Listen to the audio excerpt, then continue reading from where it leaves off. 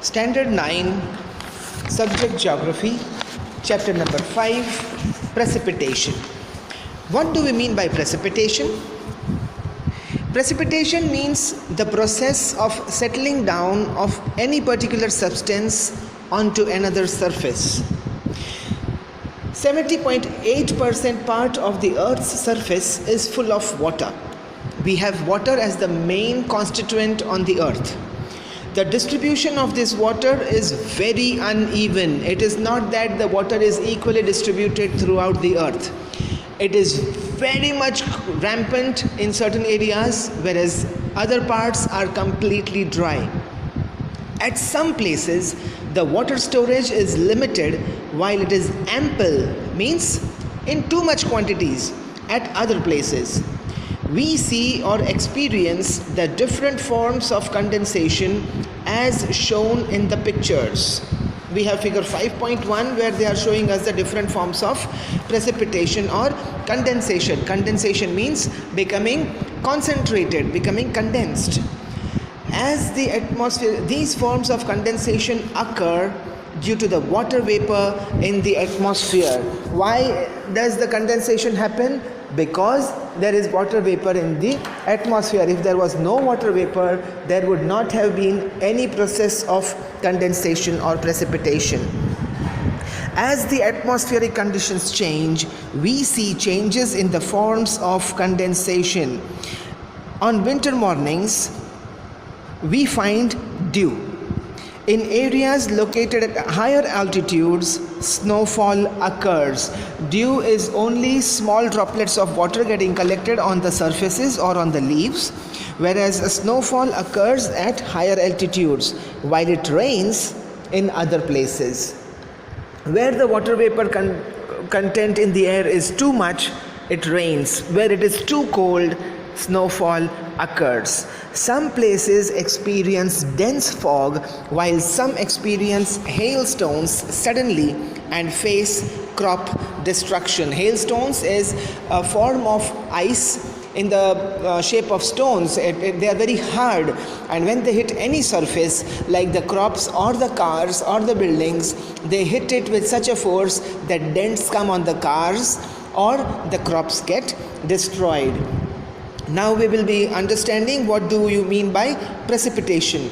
Water falls in the solid or liquid state from the clouds. Liquid state, water. Solid state, hailstones or snowflakes. So water falls to the ground in the form of snow, hailstones, rainfall. These are the major forms of precipitation. Precipitation of water from the clouds to the surface of the earth, to the ground. Snow. Now we are understanding the meaning of different words that we have just talked about. Going ahead with snow, when the temperature in the atmosphere falls below the freezing point, that is below 0 degrees centigrade, water vapor directly turns into snowflakes. This is called sublimation. Here, the vapor in the form of gas transforms into solid snow. Without getting converted into the liquid state, the water vapor which is in the form of gas directly gets converted into solid snow. Precipitation in the form of solid particles of snow is known as snowfall. Now when the water vapor turns into solid snow, the solid snow is heavier. So when it is heavier, it precipitates, it falls down towards the earth.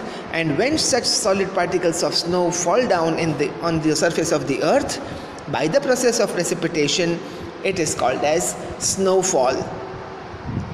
In high latitudinal and temperate regions, in places which are at high latitudes and which are falling under the temperate regions, snowfall occurs at the mean sea level. No need to go high up on the mountains. Snowfall occurs at the sea level itself. While in the tropical areas, snowfall occurs at places located higher than the snow line altitude. So in tropical areas, we need to go higher than the mountain heights to experience the snowfall. Please understand, whatever headings we are discussing right now, they will be asked as short notes for 2 marks. You need to mention 4 points from these paragraphs. The short notes may be asked in the form of precipitation, snow, hail, or any other topic.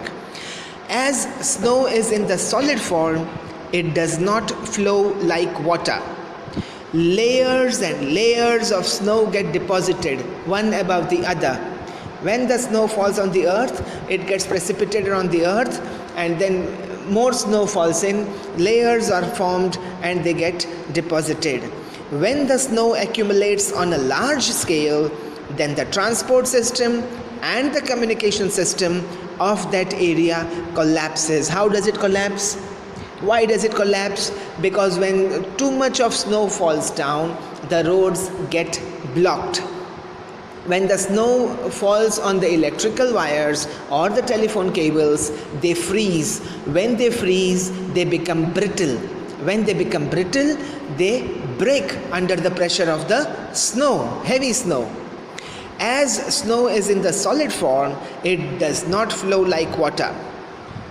People living in those regions have to protect themselves from frostbite.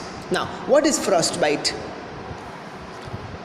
Frostbite is a problem that you face when you constantly stay out in the snow in freezing temperatures. Your fingers, first they turn numb, you stop feeling anything, then they turn blue because there is a lack of oxygen supply, the blood flow is not proper to your fingers, and once they turn blue, they start dying. Dying means the blood supply gets cut off completely. And this frostbite, when you suffer from this frostbite, even if you dip your hand in boiling hot water, it cannot be recovered easily. When the snow melts, the region gets water. When the snow that has got collected in the region, when it melts, the region gets water. That is pure drinkable water. Now we have some piece of information that is being served to us in this box. Snow-capped mountains and frozen lake. There is a difference between ice and snow. Now this again can be a topic of short note, ice and snow, or they can ask you as a differentiate between ice and snow. So what are the differences? In areas located at higher altitudes and high latitudes where the temperatures are below 0 degrees centigrade, precipitation occurs in the form of snow. Snow is friable and opaque. Friable means we can crush it with our hands. This snow accumulates in the form of layers on top of each other. Because of the pressure from the upper layers, the lower layers of the snow become homogeneous, massive and transparent. You can see through. Homogeneous means completely mixed with each other. You cannot differentiate. Massive transparent snow formed in such a way is called ice. When huge amounts of snow gets collected and when the snowflakes combine with each other and when the layers of snow become transparent, they turn into hard ice. When the temperature drops below freezing point, that is below 0 degrees centigrade, a layer of ice forms on the lake's surface, and this layer floats on the surface of the reservoir. This ice is not related to snowfall directly. Why? Because even though the snowfall may not be too much, because the temperature has gone down below 0 degrees centigrade, the water in the lake itself freezes, and only the surface water that is at the surface freezes, not the whole lake. Sometimes even the whole lake freezes. But why does the surface freeze first? Because the surface is exposed to the external temperatures, and the water that is under the surface is warmer than the air, than the temperature of the air. Now they have shown us the photo of snowfall in figure 5.2. You can note, though it is a black and white photograph, we can note that the trees, the leaves are covered in a layer of snow. We move on to hail. When there is a lot of heat on the earth's surface, the upward airflow blows at a greater speed. The hotter the air, the more it will try to go up in the atmosphere because it becomes lighter. Because of this upward flow, the temperature of the air reduces and the condensation of water vapor takes place. Where does the temperature of air reduce? At the surface. Dark clouds are formed.